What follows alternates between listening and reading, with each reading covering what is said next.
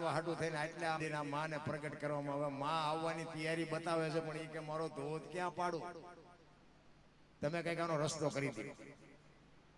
ભોળાનાથ કે તમે એમને કહો વાંધો ન હોય આપણી જટામાં આવતા રહે. ભોળાનાથે કીધું મારી જટામાં ગયો એમનો ધોધ પડે, ભલે મારું જે થવું એ થાય. ગંગા માને એમ થયું કે પણ મારા ધોધ ની ખબર છે એ કે ભોળાનાથે કીધું સીમા કઈ ફેર. બાપુ જો ગામમાં 80 વરાના ઘણા હોય પણ સરપંચ 30 વરાનો શું કામ હોય? આ દેવો તો ઘણા હતા બાપુ, આને મહાદેવ શું કામ કીધો?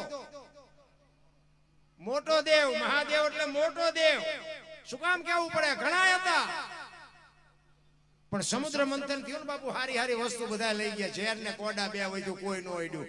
એ ભોળિયો ના થાવે ને એમ કે આપણે ઝેરે હાલશે. એમના મોટું નથી થવાતું ને કે ઈ ઝેર આ ધરતી ઉપર બાપુ એક ફોરવું પડે ને ધરતીના ટુકડા થઈ જાય ઈ ઝેર. અને ઈ ભોળાનાથ કે ઝેર લાવો, કંઠમાં રાખી નીલકંઠ કહેવાય ગયા બાપુ આ મહાદેવ. ધારે તો તમને દુનિયા તમારા ઘરે કરાવે અને ધારે તો તમારું ખાવા ધાન ન રહેવા દે. બે વાત ભેગી છે. ભોળિયો નાથ છે, ભોળિયો એ હો વાત 100%ની વાત. એને મનાવો એટલે કાચી કલાક. અને ખારો થયા પછી બાબુ આ દુનિયામાં એવી કોઈ તાકાત નથી કે એને કોઈ રોકી શકે. બે વાત છે. ભોળોનાથ તો ભોળોનાથ. આખી બાપુ જટામાં ગંગાજીએ ધોધ પસાડ્યો ને પછી ગંગા હલવાણા જટામાં કે હવે ક્યાં જાવું, આમાં નીકળવાનો રસ્તો ક્યાં? ગંગાજીને એમ થયું કે હવે શું કરવું? હારા હારાના ગુમાન ઉતરી ગયા. ભલા મારા ને તમારા ની ક્યાં વાત? આ રામાયણ નો પ્રસંગ કહો. હનુમાનજી મહારાજ સંજીવની લેવા ગયા ને લક્ષ્મણ માટે, પર્વત ઉપાડીને આવતા હતા. એમને પાવર આવ્યો. હું નો હતો લક્ષ્મણ હું થતા. અયોધ્યામાંથી ભરતે બાણ માર્યું, નાખ્યા હેઠા. તો એમને એમ થયું ખરું આને બાણ મારીને મને પર્વત ને બેન નાખ્યા. પછી ભરતે કીધું ક્યાં જવાનું? એ કે લંકામાં આવી પરિસ્થિતિ છે કે બે જાવ બાણ માથે. હાલો મૂકી દીધું. હનુમાનજીને પરસો વળી હારા હારાના બાપુ કોઈ માનવું જ નહીં. મારા કરતા કોઈ મોટું છે એની વેમમાં રહેવું જ નહીં.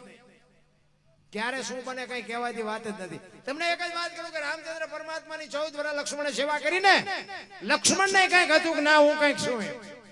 છેલ્લે બાપુ સંતોએ કીધું ભાઈ ભરત જેવો હોવો જો, લક્ષ્મણ નો હાલે.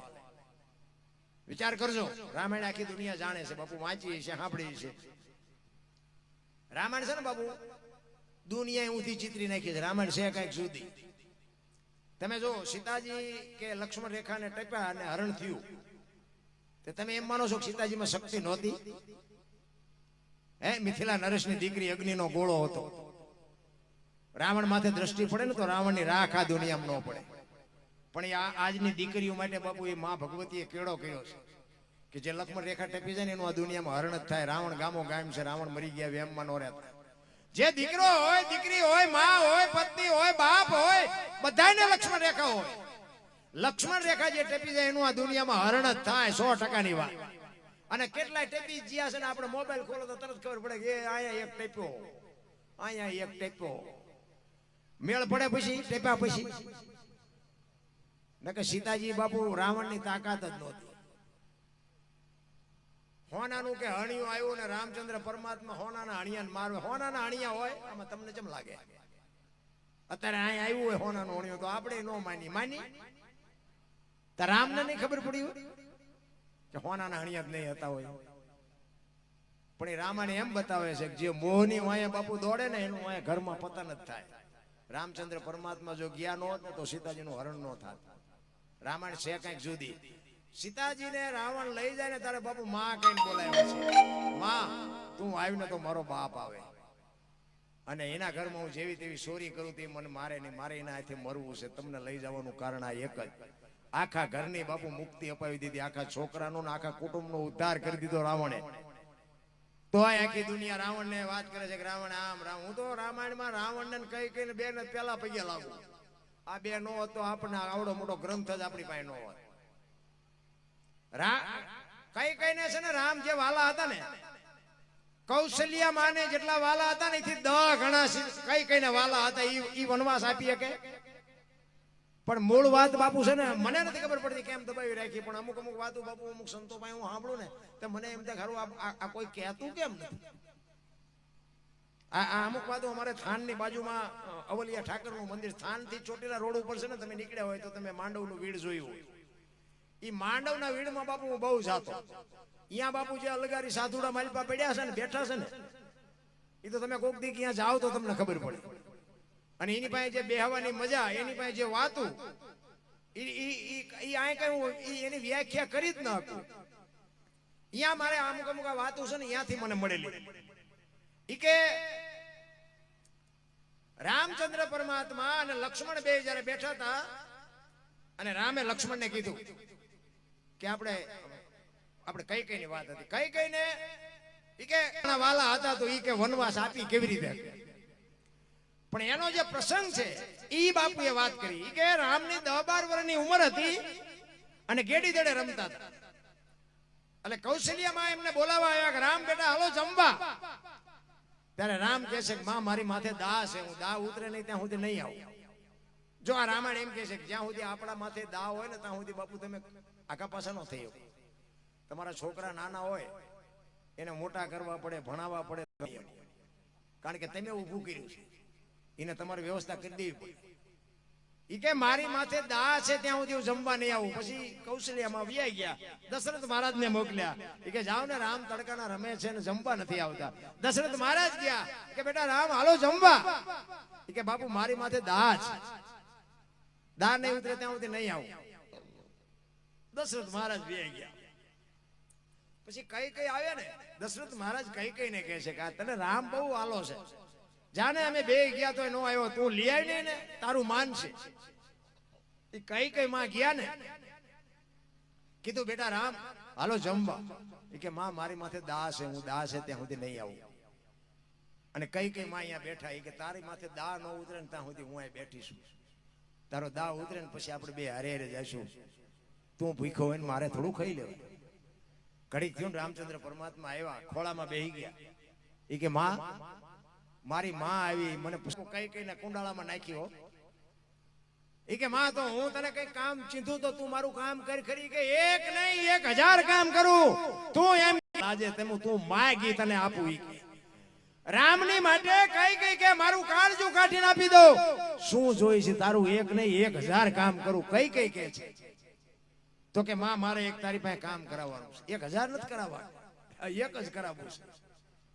તો કે બોલ તું કે એ કરી દઉં. એ કે પણ મને વચન આપ, કારણ કે આ તો બાપુ રઘુકુળની રીત હતી, બોલ્યા પછી બીજું બોલાય નહીં. આ ખેદાન વળી ગયું ને, એ બાપુ આ જરૂર જ હતી. નકર તો બાપુ અંદર રામનું ભજન જે વનમાં કરતા હતા ને, જટાયુ, સબરી, અહલ્યા, આ બધા રામની રાહ જોતા હતા. એટલે અહીંયા જવાનું જ હતું, પણ કઈક પ્રોગ્રામ તો બનાવવો પડે ને. ઈ વચન અપાવી અને વચન માંગ્યા પછી એમ કે છે કે હવે તમે માગો શું જોવે? ઈ કે અમે મોટા થાય ને એટલે અયોધ્યાનું રાજ તો હું મોટો છું એટલે મને જ આપશે મારા બાપુ, એ તો ખબર છે મને. એટલે એના માટે જ મેં તમને વાત કરી કે શું. ઈ કે મને જયારે રાજા બનાવવાનું થાય ને ત્યારે મને તમારે એમ કહેવાનું, કઈ માને કહે છે કે રામને રાજા નહીં, મારા ભરતને રાજા બનાવો. કઈ એમાં હું કે તને ભરત આરે બહુ પ્રેમ હોય તો હું તો ભરત નું માગીશ. બાકી કે મારે એવું નથી કે તું રાજા બન કે ભરત રાજા બને, મને કઈ ફેર ન પડે. પણ તને ભરત ઉપર જો પ્રેમ હોય અને તારો ભાવ હોય તો હું ભરત માટે ગાદી માગીશ. તો કે બીજી વાત છે ને થોડીક અઘરી છે, થોડીક કઠણ થઈ જાય. એ કે મારા માટે તારે 14 વર્ષનો વનવાસ માગવાનો. એ વનવાસ નું કીધું ને બાપુ, કઈ ચકરી ખાઈને બાપુ કેળ નું ઝાડવું પડે ને વનટોળિયો આવે એમ પડી ગયો. અડધી કલાકે ભાનમાં આવી. એ કે રામ તમે મસ્કરી કરતા હોય તો ખુલાસો કરો, નકર જીવ નહીં રહે. એ કે માં મસ્કરી નથી કરતો, સત્ય જ કહું છું. અને જો તને તકલીફ પડતી હોય તો આપણે કાંઈ એવું નથી માગવું, તું તારે જવા દે, વાંધો નહીં. પણ વચન આપેલું, રઘુકુળ રીત સદા ચલી આવી, પ્રાણ જાય પણ વચન ન જાય. વચન લેવડાવી લીધું તું પહેલા. કઈ વિચાર કરે છે કે ખરેખર જો સત્ય બોલ્યો હોય છે ને તો મારે આની માટે 14 વર્ષ વનવાસ માગવો પડશે. અને એ બાપુ સત્ય જ ઠર્યું. અને રામચંદ્ર પરમાત્માને કઈ માં કે છે કે રામ તમારા માટે હું વનવાસ માગીશ, એની માટે મને તમારું જો મન રાજી રહેતું હોય અને તમે જો એમ કહેતા હોય કે મારી માટે વનવાસ માંગ તો વનવાસ માગીશ. પણ એ તમને ખબર છે કે ધરતી ને આકાશ સૂર્ય ને ચંદ્ર રહેશે ને ત્યાં સુધી આ દુનિયા મને ગાળ્યું દેશે એ તમને ખબર છે. પણ તું મને એટલો વાલો છું ને, જગત ભલે મને ગાળ્યું દે, બાકી તારું મન રાજી રહેતું હોય હું તારા હાટું વનવાસ માંગીશ. બાપુ આ ચકડું તો બાપુ રામે બનાવ્યું. તમે હું આપણે કઈ કઈ ગાળ્યું દઈ, કઈ કઈ કીધું કે મારી પાસે તું જો વનવાસ માંગે તો તારી જનેતા ને કે ને કૌશલ્ય માને કે ને. ત્યારે રામચંદ્ર પરમાત્મા કે કૌશલ્યાનું હૃદય છે પાતળું. આ વાત એના કાને પડશે ને તો હૃદય ફાટી જાય, મારી માં મરી જાય, તું થોડી કઠણ છો. અને આ કઠણ હોય ને ઈ જ આવા કેળા પાડે, પોસા હોય એ તો બીજાને ધંધે લગાડે. કહેવાનો મારો મિનિંગ રામાયણ છે ને, રામાયણ છે. રામચંદ્ર પરમાત્મા લક્ષ્મણ ને કહે છે, લક્ષ્મણ આપણે 14 વર્ષ પૂરા કરીને આવ્યા ને ત્યારનો તારા મોઢા ઉપર મને કઈ ચિંતા દેખાય છે, શું છે? ત્યારે લક્ષ્મણ કહે છે, મોટા ભાઈ મને એક શંકા છે. શું? તમારા મારા બાપ એક તો કે હા, તમારા મારા ગુરુ વશિષ્ઠ મહારાજ તો કે હા, તમારી અને મારી માની ભક્તિમાં કોઈ કમી ખરી કે ના? બે માની ભક્તિ એવી છે. તો કે 14 વર્ષ મેં તમારી સેવા કરી, અહીંયા કઈ ભૂલ થયેલી કે ના? કઈ નથી થઈ. અને એ વખતે લક્ષ્મણ રામને કહે છે કે મોટા ભાઈ તમારા મારા બાપ એક હોય, તમારા મારા ગુરુ એક હોય, તમારી મારી માની ભક્તિમાં કમી ન હોય તો હું તમને એ પૂછું છું કે લંકાના પટાંગણમાં રામ રાવણનું યુદ્ધ હાલતું હતું, તેથી રાવણના વરસાદ જેટલા બાણ વરતા હતા, તમને એક નહોતું અડતું. અને મેઘનાથનું એક બાણ મને વાગ્યું, હું ગોટો વળી ગયો, ત્યાં મારે કેવું ફળ ભોગવવું પડ્યું? તમારામાં મારામાં જો કાંઈ ન ઘટતું હોય, બે હરખા હોય, તો લંકાનો બારવટીયો જેને કહેવાય બાપુ, યુદ્ધનો બાદશાહ રાવણ, એના હથિયારથી જો તમને કાંઈ ન થતું હોય, તેના છોકરાની શું શક્તિ હતી કે એ મને ગોટો વાળી દે? રામચંદ્ર પરમાત્મા એ કે ત્યાં પ્રશ્ન કર્યો, સારું કર્યું, નકર તું જીવતતા હોય તને મોજવા. એ કે આપણે 14 વર્ષ વનવાસ મળ્યા પછી જંગલમાં હાલતા થયા, આશ્રમ ક્યાં આવ્યા હતા? કે આશ્રમ તો ઘણા આવ્યા હતા. કે સબરીનો આશ્રમ આવ્યો, તને ખબર છે? એ કે હા, પ્રકૃતિ તમારું ભજન કરતી હતી. મેં કીધું મોટા ભાઈ કયો મલક આવ્યો? તમે કઈક ભીલડીની બાઈ મારા નામના જાપ કરે છે. તો કે એને આપણે આટલું આગતા સ્વાગતા કરી હતી. કે હા, બેસવા માટે ચાંદની પાથરી દીધી હતી, આસો પાલવના તોરણ બાંધ્યા હતા. એ કે જમવાની વ્યવસ્થા કરી હતી. હા, એ કે જંગલમાંથી બોર લઈ આવી હતી. એ કે મેં ખાધા હતા. કે હા મોટા ભાઈ તમે તો ઠળિયા હોતા ખાઈ ગયા હતા. એ કે લક્ષ્મણ ત્યાં ખાધા હતા. અને અહીંયા લક્ષ્મણ હબાકો આવ્યો, અરે તારી ભલી થાય, તારી 14 વર્ષમાં અહીંયા ભૂલ કરી ગયો. તેથી રામચંદ્ર પરમાત્મા લક્ષ્મણને કહે છે, લક્ષ્મણ સુમિત્રાને મૂકી અને સીતાને માં કહેતો હોય, દશરથને મૂકી અને મને બાપ કહેતો હોય, અને અયોધ્યા જેવું રાજ મૂકીને મારી ભેગો તું રખડવા આવ્યો હોય, તો હું તને ઈ પૂછું છું કે ભીલડીના હેઠા બોર ખાવામાં મને વાંધો નતો, તને હું ઘા વાગ્યા દીધી? લાકડી પડી પગમાં પડ્યો, એને બાવડું ચાલીને બેઠો કર્યો. એ કે સબરીની ભક્તિનો પ્રતાપ છે, તું લંકાના પટાંગણમાં બચો ને, એ સબરીની ભક્તિનો પ્રતાપ છે. મેં તને બચાવ્યો નથી. તો કે ઈ કેવી રીતે? મેં તને જે ફળ આપ્યા તારી પાસે રાખ્યા હતા? ના, મેં તો ફેંકી દીધા. ઈ તે જે ફળને ફેંકે ને પક્ષીઓ લઈ જઈને દ્રોણાચલ પર્વત ઉપર જઈને ખાધા હતા, એની ચાંચમાંથી બિયારણ વેરાણું હતું. સુસેન નામનો વૈદ આવ્યો ઈ, અને ઈ વૈદ એમ કે છે કે દ્રોણાચલ પર્વત ઉપરથી સંજીવની લઈ આવો, દીવ ગયા પહેલા આના મોઢામાં ટીપા પાડો તો બેઠો થાય. એ હનુમાનજી જે લેવા ગયા હતા ને બાપુ, એ સબરીની ભક્તિનો પ્રતાપ છે. એટલા માટે મહાપુરુષો કહે છે કે ભાઈ તો ભરત જેવો હોવો જોઈએ, લક્ષ્મણ નો હાલે. ચોકડી મારી દીધી, આટલી સેવા કરી, આપણે હાલવી છે? 14 વર્ષમાં એક ભૂલમાં જો બાપુ સંતો ના પાડતા, આપણે હાલવી ખરા છે? શું પડતા રે? તમે જોવો તો આપણા આવડા મોટા ગ્રંથો છે તો બુદ્ધિના ગાળિયા એવા થયા છે. એક ગામમાં બે ભાઈ બંધ રહેતા હતા ને, કાંઈ ધંધો ન કરે, ટાઈમ થાય ને ઘરે આવીને ખાઈ પીને કપડા બદલીને તલાવની પાળે જઈને બેઠા. ઓલા બાપા ને માં ની તો પછી ઘરે દેકારો કરે. એ કે તમે જુવાન જો કઈ ધંધો કરો નહીં. એટલે બે જણા અહીંયા બેઠા બેઠા વાતો કરતા. એ કે હાલ ને કઈક ધંધો કરી ઘરે જઈને દેકારા થાય, મજા નથી આવતી. એ કે શું કરશું? ઓલો કે આમ કરીને આ કરીને આ કરીને મગજમાં ન બેઠું. એક કે મને એક ધંધો શું છે કે શું? એ કે હાલ ને પૈસા સાપવાનું કારખાનું નાખી દે. મૂળ તો પૈસા ની લપસન ઘરે પૈસા આપી પછી શું ડખા થવાના? એ કે હા, ઈ તારી વાત હાચી. લે કર્યું બધું ભેગું, પૈસા મીડા બે જણા બનાવવા. એ કે હું મોટું પૈસા સાપવાનું, તું મેં હો ના ડટ્ટા બનાવવા, બે તિજોરી ભરી પછી બધું હંકેલી લેલું. ઘરે જયારે જોઈશે ત્યારે આપશું. અડધી તિજોરી ભરીને ત્યાં એકની નજર જઈ કે પૂરું કે ભૂલ થઈ ગઈ. આ બે હું બનાવેલું ભાઈ, ભારતીય રિઝર્વ બેંક ને ગવર્નર ની સહી, ગાંધીજી નો ફોટો, પછી સિક્કો 15 નો લઈ ગયો. 15 ની નોટ લઈને ક્યાં જવું? 10 ની 50 ની 100 ની તો બધી બરોબર. 15 ની નોટ 15 નો સિક્કો 15 નો ઠપકાય. ઓલો કે આ જોતો નથી, આ 15 નો સિક્કો લઈને ક્યાં જવું? એ કે શાંતિ રાખીને ગામડામાં જવાય. હવે એમાં કોઈ ડોશમાં બેઠા હોય, કોઈ ડોવા બાપા નાની દુકાનો એમને ન ખબર પડે હાલે. તમારા ગામ જેવું ગામ હતું ને, ચાપામાં એક બાપા દુકાન નાખીને બેઠા હતા, ચોકલેટ પેપરમેટ વેચતા. અહીંયા આવીને કે બાપા એક 15 ના છૂટા આપશો? એ કે લાવો ને આપું. 15 ની નોટ આપી ને બાપા સકરી ખાઈ ગયા. એટલે 15 ની નોટ ક્યારે બહાર પડી? એ કે હમણાં જ બહાર પડી, તમને ખબર નહીં? કે મારા છોકરા રોજ શહેરમાં જાય, કોઈ બોલ્યા નહીં. એ કે દેવા જ દો, કે 15 માં થોડું તમારી પાસે જૂઠું બોલતા. બાપા કે ના ના આપું ખરો, પણ કે 14 આપું, 15 નો આપું. ઓલે અમને એમ કે આના 8 નથી આવ્યો, 14 તો 14 લઈ લેવાય. એ કે કાંઈ વાંધો નહીં, રૂપિયામાં તમારો જીવ બગડ્યો લઈ લો. બાપાએ ટેબલ નું એટલું ખાનું ખોલીને હાથની 2 આપી. હાથની 2 આપી. છોકરા સકરી ખાઈ.